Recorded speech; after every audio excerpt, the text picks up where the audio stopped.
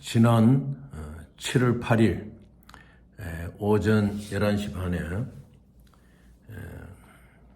전 일본 총리 아베 신조가 참의원 선거 유세 도중에 피습을 당했습니다.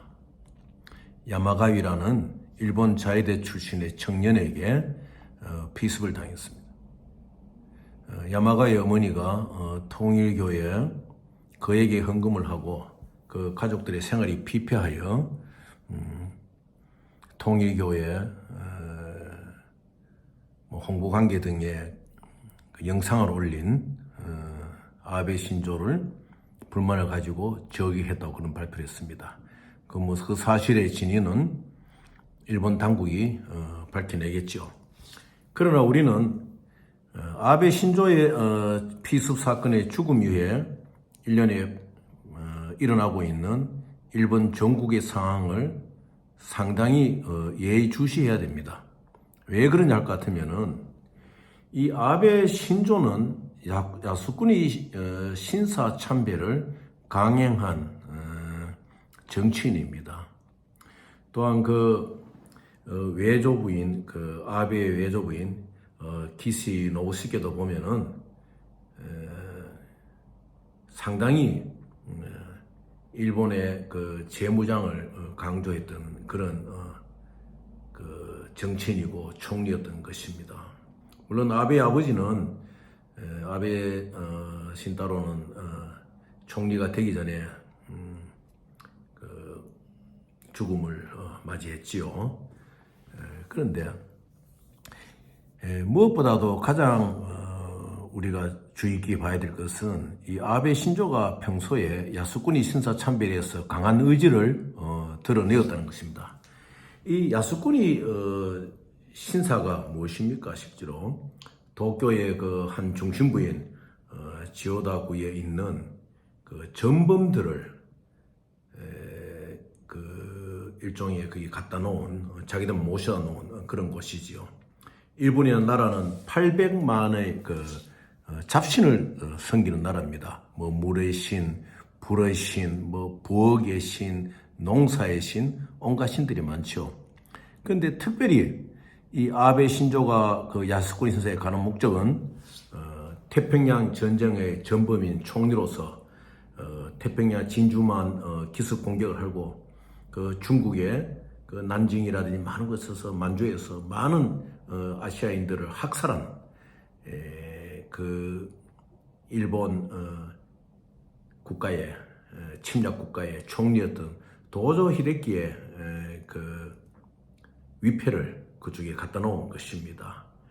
거기에 가서 참배를 하고 국제적인 여론도 무시하고 그런 참배를 강행한다는 것은 외적으로 받은 정치의 피 속에는 일본의 재무장이라든지 일본의 강국이라든지 일본이 아시아에서 주권을 잡는다든지 또한 앞으로 일본이 전 세계의 주도적인 역할을 하는데 과거에 독일과 같이 2차 세계대전에 침략 제국의 일원으로 참여했던 것처럼 그런 생각이 이 아베에게 있었다고 우리는 볼 수가 있는 것입니다.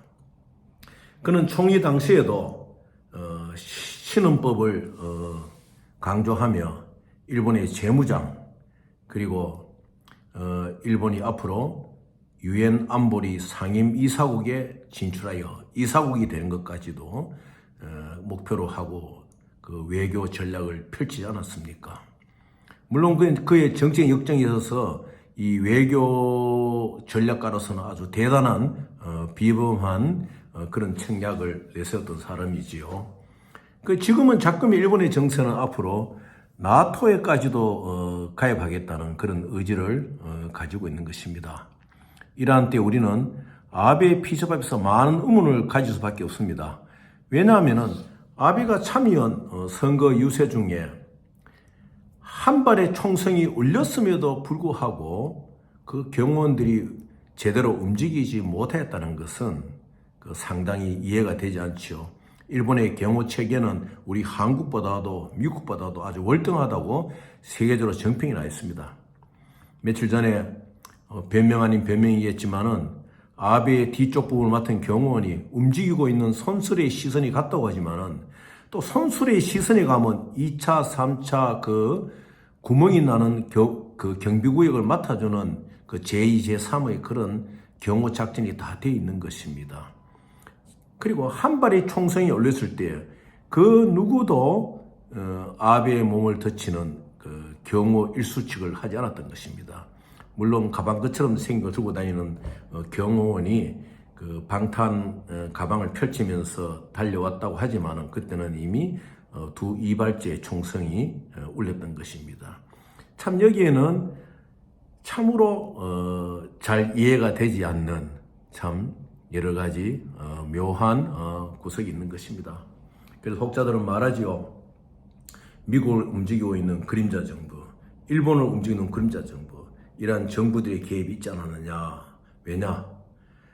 일본의 나토 진입이 지금 굉장히 참 여실히 필요한 때지요. 왜?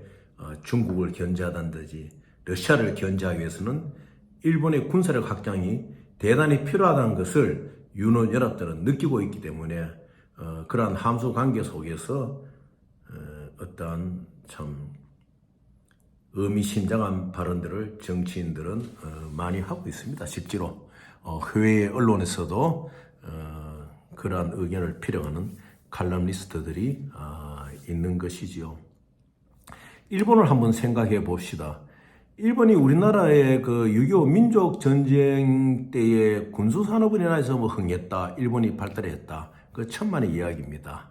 일본은 2차 대전 이후에 미국이 가지고 있는 채권을 수탁받아서 그것을 자기들 나라로 자기들 나라의 그 국채라든지 이런 거 섞어가지고 유럽 시장에서 재할인함으로써 미국의 많은 그 2차 대전 전비를 막아주었던 국가입니다. 그러므로 인해서 그들은 이러한 어흠 교환, 본드 교환의 시스템 속에서 많은 돈을 벌 수가 있었고, 지금도 미국의 많은 본드를 갖고 있기 때문에 이제 미국도 일본을 좀 무시하지는 못합니다. 특히 중국이 미하를 많이 갖고 있음으로 인해 가지고 미국이 중국에 대해서 함부로 하지 못하듯이 그러한 똑같은 그러한 이유인 것입니다. 그러기 때문에 그 아베는 이 신헌법을 굉장히 강조했어요. 이 신헌법 속에는 뭐가 있느냐? 일본의 재무장입니다. 나아가서는 일본이 나토에도 가입을 할 수 있고, 일본의 군대가 이제는 일본의 안보의 위해를 받는다든지 또 자기의 주변 국가가 위해를 받을 때에 군사적인 출동을 할 수 있는 법적 근거를 만들 수 있는 것이 신헌법인 것입니다. 이러한 미묘한 시기에 아베는 이해할 수 없는 경호 체제의 허술함 때문에 목숨을 잃었습니다. 우리 국내사는 어떻습니까? 이러한 사정이란 안 것 없이 우리 정치인들이 지금 각 당마다 참 이게 말이 아닙니다. 오늘 어느 지방의 시장을 하고 있는 과거의 대통령 후보도 했던 그 시장이 참 말을 했는데, 청년 정치를 펴겠다고 하면서 청년보다 노인들보다 나이가 들어서 노후한 정치인들보다 더한 머리를 쓰는 청년들이 있다, 이런 식의 의미의 발언을 했는데 동의합니다. 맞습니다. 말만 청년이고 빛깔만 청년이지 그 머릿속에는 청년의 기상이 없는 것이에요. 저희들이 40년 전 정치를 시작할 때는 청년의 기백이 무엇입니까? 정의와 양심을 위해서 목숨을 내 던지는 것 아니겠습니까? 내가 출마하고 내가 무엇을 하고 내가 어떤 자리에 있고 내가 대표적이다, 이게 중요한 것이 아닙니다. 조국을 위하여, 이 나라의 통일을 위하여, 이 나라의 민주주의를 위하여 내가 무엇을 던질 것이냐, 이것을 가장 먼저 던질 수 있는 것이 청년의 특권인데, 오늘날 우리나라의 정치에는 청년 정치란 것은 없다고 해도 과언이 아닙니다. 그 지방시장의 말이 맞습니다. 그래서 그 속으로 생각했어요. 아, 당신 많이 익어가는구나. 어떤 면에서는 정파를 떠나서 참 대한민국의 훌륭한 정치도 도약할 수 있는 익어감이 보이는구나 이런 내가 생각도 했던 것이 사실인 것입니다. 지금 우리는 대내적으로 굉장히 어려움이 있습니다. 저 우크라이나에 끊어지지 않는 전쟁을 보십시오. 그 뒤속에는 그 밑에는 이 세계 무기상들의 움직임이 대단한 것입니다. 그런데 우리나라는 아직까지도 이 정신을 못 차리고 진영 싸움, 정파 싸움, 또 당내에서 어떤 기득권 싸움, 또 앞으로 얼마 남지 않는 국회의원 선거 때문에 공천권 때문에 참 이거 흙탕물 싸움을 벌이고 있는 것이에요. 지금 일본은 한 발짝 한 발짝 이 아시아 재침략의 꿈을 꿀 수도 있다는 어떤 가능성을 지금 보여주고 있는 것입니다. 우리는 통일 문제도 시급한데 일본의 재무장 앞에서 우리는 무슨 생각을 해야 될 것이냐 한번 생각해 보십시오. 우리가 5.18 광주 민중항쟁에 대해서 우리가 참 괴로워하고 저 독사 같은 군부 정권들에서 복수심을 갖고 이렇게 안 했습니까? 그런데 2차 대전의 전범이 있는 그 신사 참배를 주장하던 그러한 부류들이 있는 일본의 정치인들이 신헌법을 다시 제정하고 자기들의 그 군비를 확장하고 해외에도 파병할 수 있는 어떤 군사를 가질 때는 앞으로 우리의 세계 정세는 어떻게 되겠습니까? 좀 우리나라의 정치인들이 당내의 문제도 문제지만은 이 지금 일본의 움직임을 긴밀히 봐야 됩니다. 또 이번에 아베의 죽음 뒤에 가족하고 다 안 끝났습니까? 끝났지만은 새로운 그 일본 청년은 지금 뭐라 그럽니까? 9월 달에 또 신국장 국장을 치러야 된다 이래가지고 그 지금 국내 여론이 뭐 국장을 반대하는 사람도 있고 또 국장을 하자는 그 측도 있지만은 그 일본이 아베의 죽음 앞에서 기시다 총리가 국장을 강조한다는 데는 그 굉장한 의미가 있는 것입니다. 이 8월달이 이 7월달, 8월달이 세계 정세에 분수령이 있다는 것을 우리는 알아야 됩니다. 그런데 여당은 여당대로 또 야당 민주당은 지금 전당대회를 앞두고 당내에서 이러한 세계적인 정세 앞에서 우리 민족이 나아갈 방향을 지금 제대로 제시하지도 못하고 무슨 짓 하고 있는 겁니까? 참 이거 정치도 아니죠. 참 무슨 구멍가게 장사하는 것도 아니고 어떻게 이 민족의 장래를 위해서 일본의 지금 9월 국장에 대해서 아베 국장을 치는 그 저희도 분석하고 이게 지금 빨리 우리가 외교 전략을 수립하고 대처를 해야 되는데 그러한 것이 아무 것도 보이지 않는 것입니다. 제발 우리 야당 민주당 그리고 여당 정신 차려야 됩니다. 지금 우리가 정권 잡았다고 권력 잡았다고 그 내부 권력 아웅당할 때 아닙니다. 야당 민주당도 마찬가지입니다. 그 한 줌 안 되는 그 대표한다 뭐 최고난다 그 면모들을 보십시오.